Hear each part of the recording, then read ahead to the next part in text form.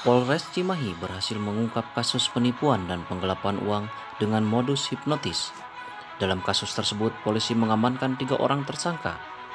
Wakapolres Cimahi, Kompol Widi Setiawan mengatakan, pengungkapan kasus tersebut berawal dari laporan korban pada akhir Februari lalu. Korban yang merupakan suami istri merasa ditipu dan uangnya digelapkan oleh para tersangka.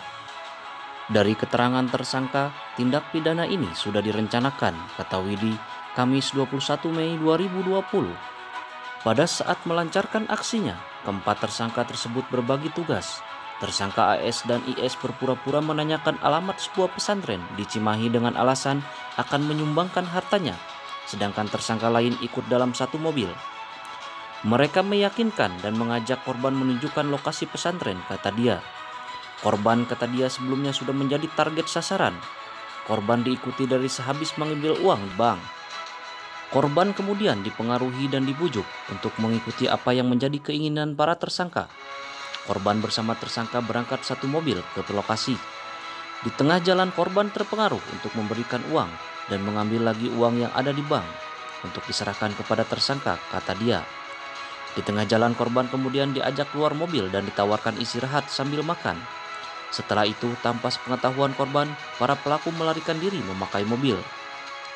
Setelah itu barulah mereka korban sadar dan melaporkan kasus itu ke polisi, kata dia. Widi mengatakan para tersangka sudah melakukan kejahatan dengan modus yang sama sebanyak 11 kali.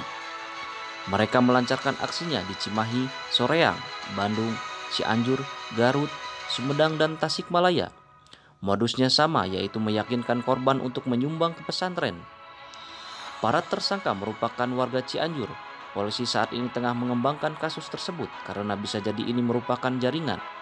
Mohon kepada masyarakat apabila ada yang menjadi korban kejahatan dengan modus sama, silakan bisa lapor ke Polres Cimahi. Atas perbuatannya, para tersangka disangkakan pasal 378 KUHP tentang penipuan dan pasal 372 tentang tindak pidana penggelapan uang. Tersangka terancam hukuman 4 tahun penjara.